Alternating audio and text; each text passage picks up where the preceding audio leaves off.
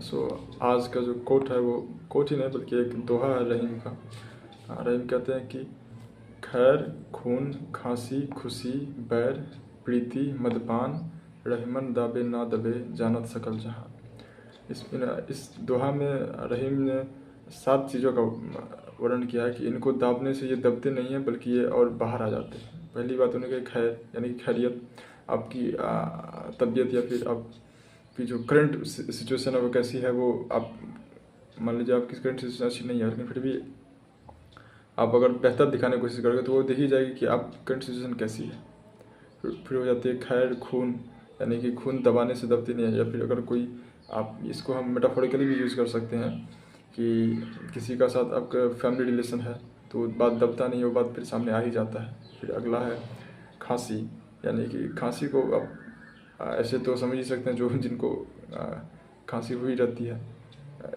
या फिर इनको मेटाफोरिकली ये भी यूज़ कर सकते हो कि इरिटेशन अगर आपको किसी चीज़ से है तो वो फिर सामने आ ही जाती है। आप इस चीज़ को कितना भी दबाओ, कितना भी उसको ना रिवील होने की कोशिश करो तो।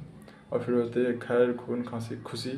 जैसे कोई आदमी अगर कोई एग्ज़ाम क्रैक कर लेता है तो उसके मन में खुशी होती है और वो उसका मन एक मतलब उछल रहा होता है कि हम बताएं ये बात किसी को, ताकि वो मेरे इस उपलब्धि पे मुझे कॉन्ग्रेचुलेट करे और जो भी मतलब मुझे रिस्पेक्ट दे। खैर खून खांसी खुशी बैर जो होती है वो हम दबा नहीं सकते हैं। अगर हमारे किसी के प्रति अगर मतभेद है, एनिमिटी है, ग्रज है तो फिर वो दबेगी नहीं, वो बढ़ेगी ही लेकिन दबेगी नहीं।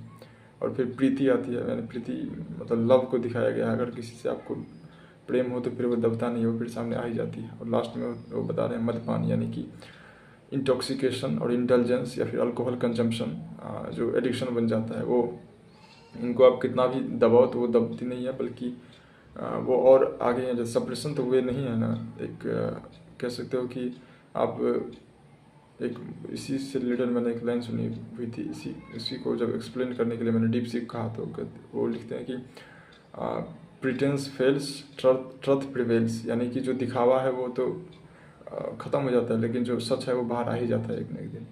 तो वही, अगर आप कोई बहुत बुरी आदत है तो फिर वो एक न एक दिन सभी के सामने आ ही जाएगी, क्योंकि आप खुद वो रिवील कर दोगे डायरेक्टली और इनडायरेक्टली।